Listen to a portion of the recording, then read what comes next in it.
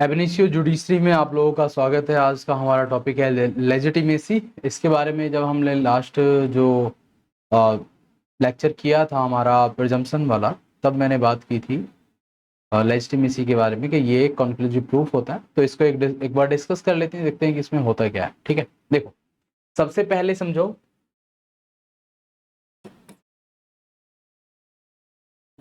Legitimacy, या इसको कहेंगे हम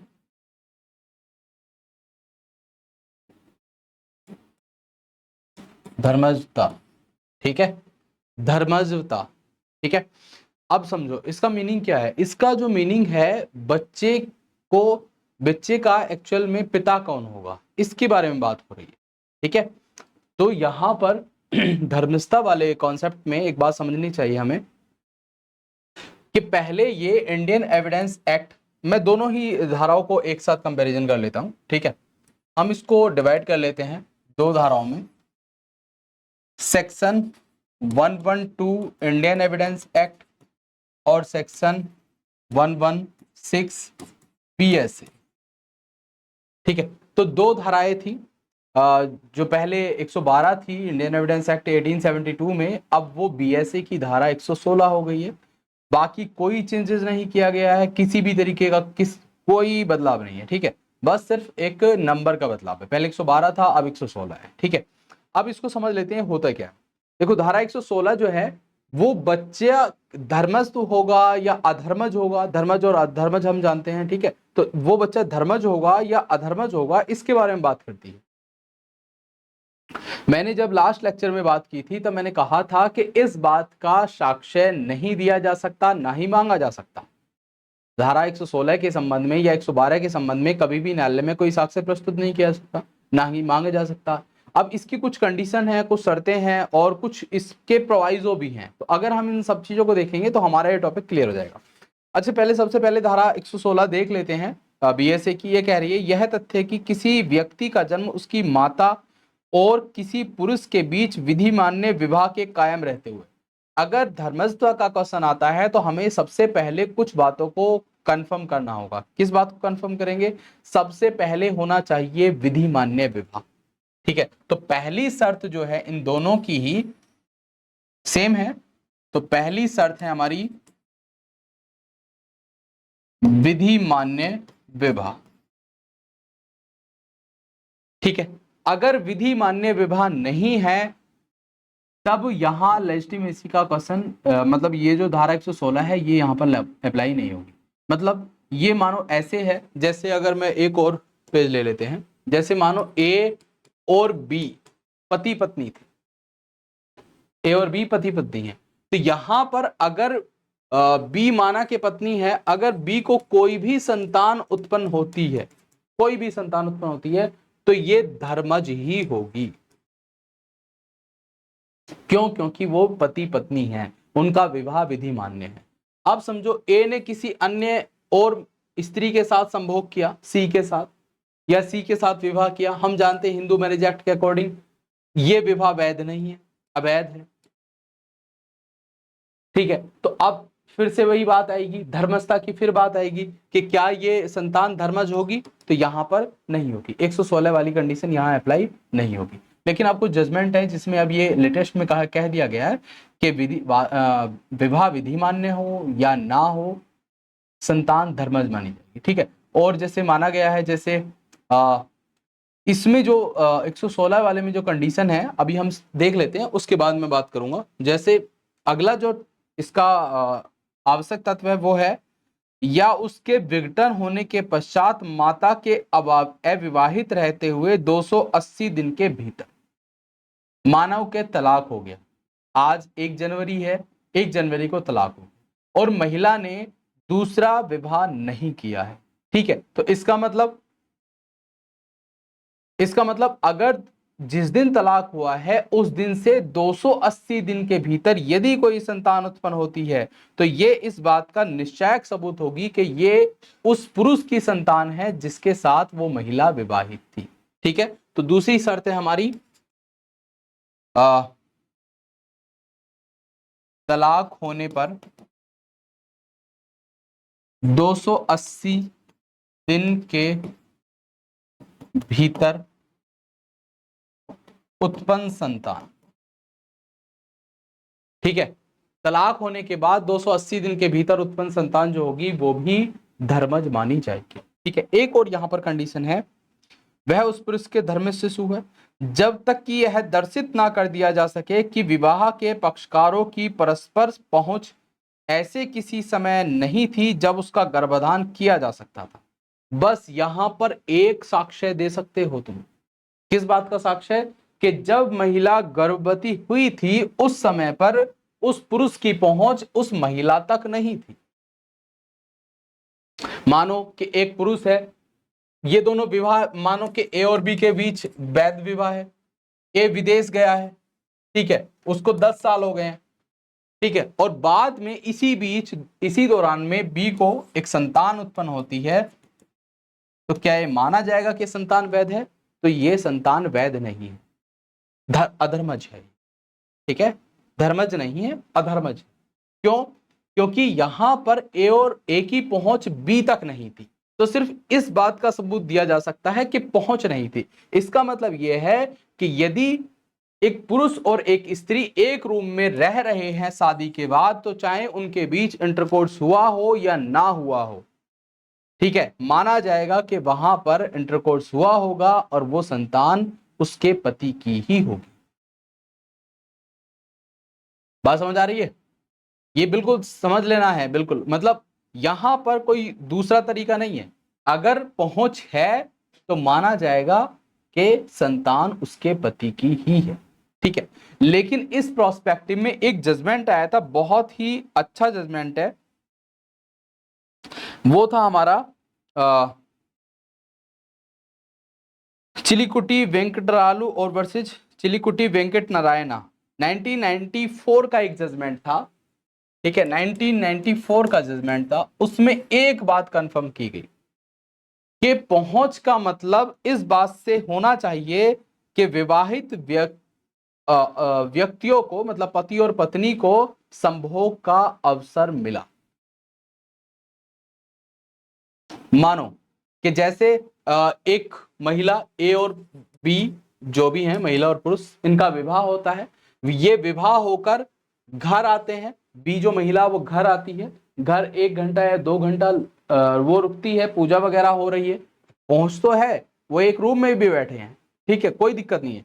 लेकिन मानो कि उसी दौरान ए को हार्ट अटैक आ जाए, ए मर जाए,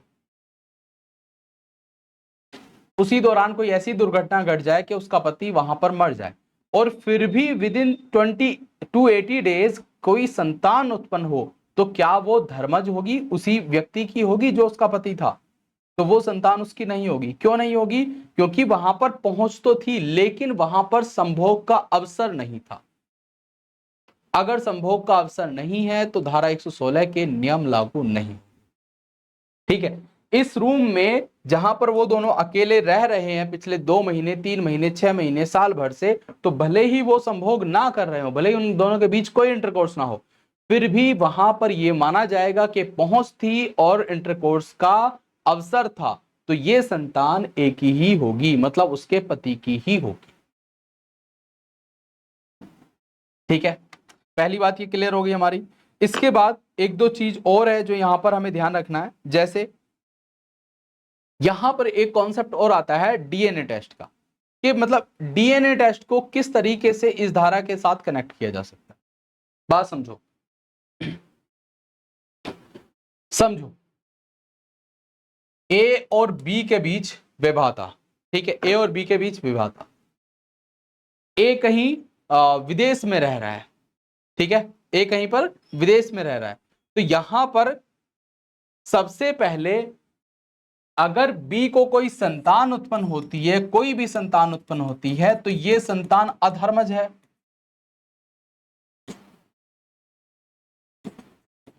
अधर्मज है, ठीक है, ये संतान अधर्मज है। लेकिन धारा 116 तो मना करती है।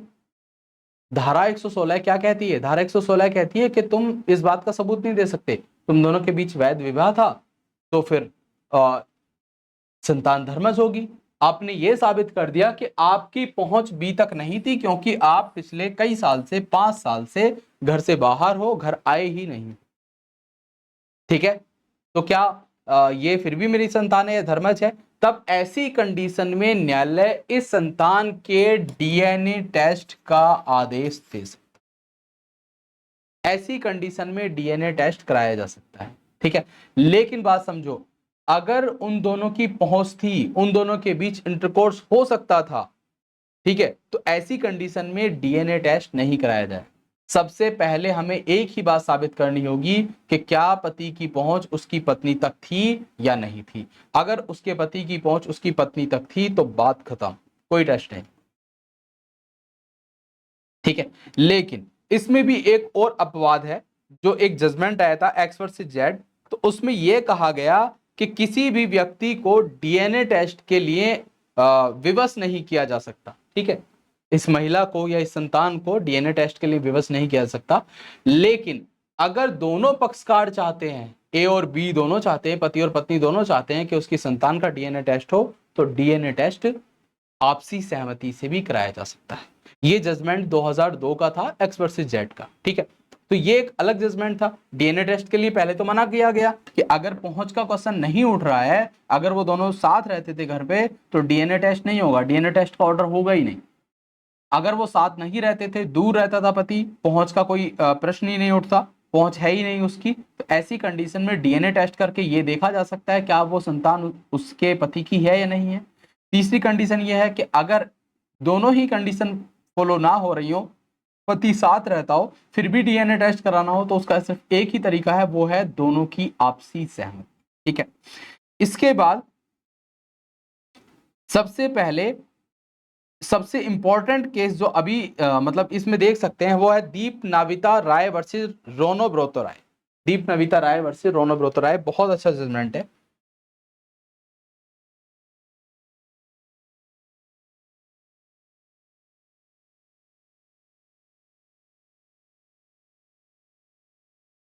दो 2014 का जजमेंट।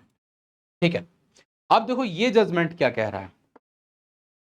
अब प्रश्न उठता है कि यदि कोई महिला जारता की स्थिति में रह रही हो, अडल्ट्री की स्थिति में रह रही हो, माना कि अब बीएनएस से अडल्ट्री चला गया है, लेकिन अब भी भले वो पनिशेबल नहीं है, लेकिन वो है। ठीक है, हिंदू मैरिज एक्ट में अडल्ट्री को अब भी जगह है। ठीक है, तलाक का आधार है।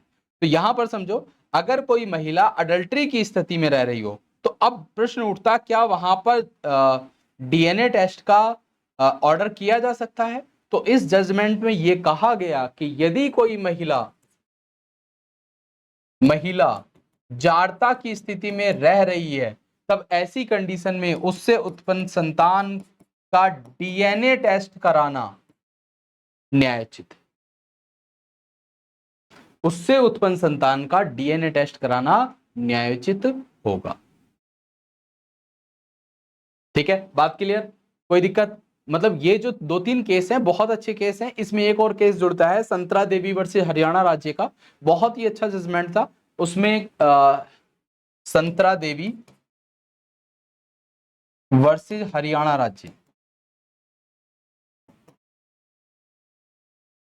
संतरा देवी वर्सेस हरियाणा राज्य। इस जजमेंट में यह कहा गया कि नसबंदी के बाद भी उत्पन्न संतान वैध संतान होती है, धर्मज संतान होती है।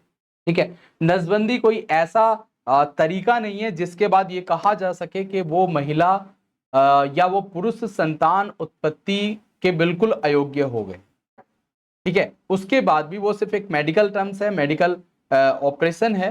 वो हो सकता सक्सेसफुल हो जाए, लाइफ टाइम के लिए कभी संतान ना हो सकता सक्सेसफुल ना हो, बीच में कभी भी खराब हो सकता है। तो ऐसी कंडीशन में ये नहीं कहा जा सकता कि हमने तो नसबंदी करा ली, फिर भी ये जो संतान पैदा हुई है ये धर्मज है, धर्मज नहीं होगी, वो संतान धर्मज ही होगी।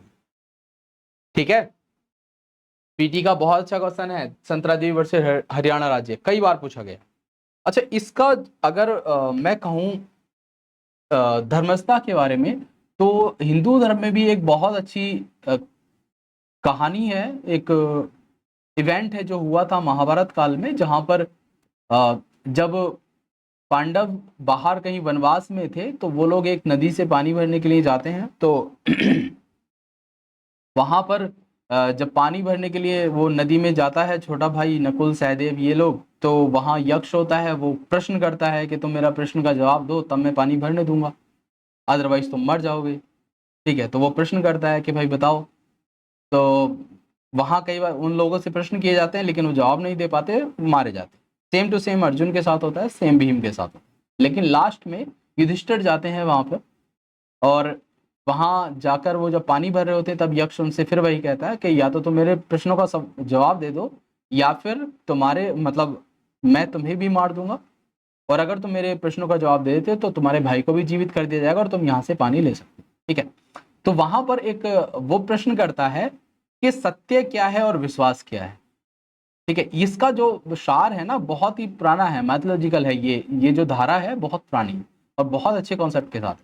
तो उसमें पूछा गया था कि सत्य क्या है और विश्वास क्या है।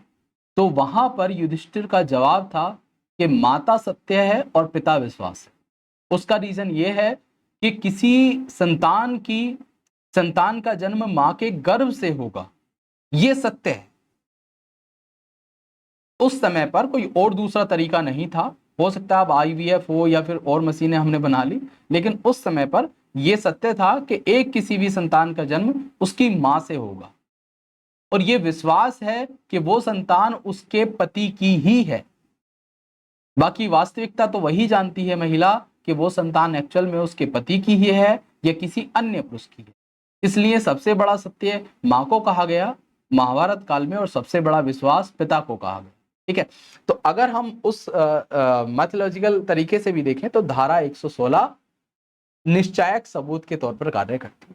ठीक है, अब एक और प्रश्न उठता है हमारा यहाँ पर कि हमने सारी चीजें तो डिस्कस कर ली, अब एक लास्ट बात रहती है कि यहाँ पर कल हम जब लास्ट वीडियो में जब हमने बात की थी तब हमने कहा था कि देखो इसके बारे में कोई साक्ष्य नहीं दिया जाएगा।